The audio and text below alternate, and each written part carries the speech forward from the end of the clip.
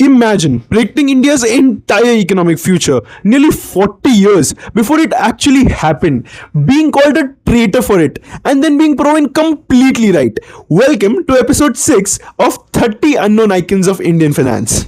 Today, we take a booming private sector, startups, and open markets for granted. But back in the 1950s, India was moving down a path of extreme state control. The government wanted to run everything, from steel plants to airlines. And if you wanted to start a business, you needed a mountain of government permissions. It was the birth of the infamous License Raj.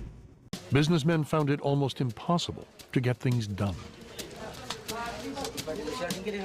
It used to take us about 12 to 24 months and about 50 visits to Delhi to get a license to import a computer worth $1,500.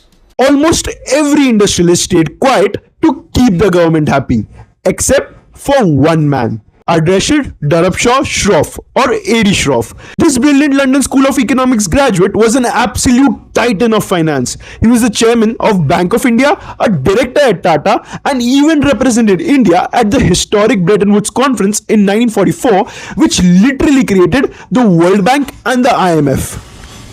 At Bretton Woods, New Hampshire, delegates from 44 allied and associate countries arrived for the opening of the United Nations Monetary and Financial Conference.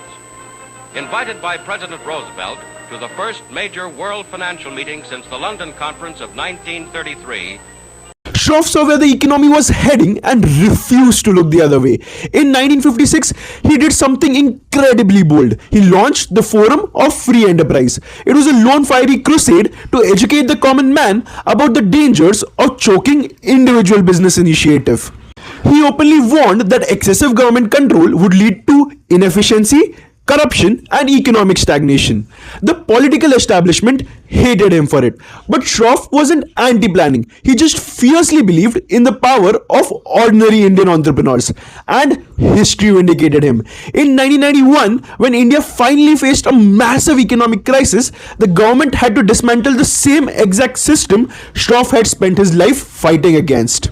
We celebrate the leaders who opened up India's economy in 1991, but we completely forget the man who was fighting for that freedom when it was dangerous to do so. A.D. Shroff proved that real patriotism isn't just nodding along with the state, it's having the financial foresight to protect a nation's economic freedom before it loses it. So that is it for this episode. See you in the next one.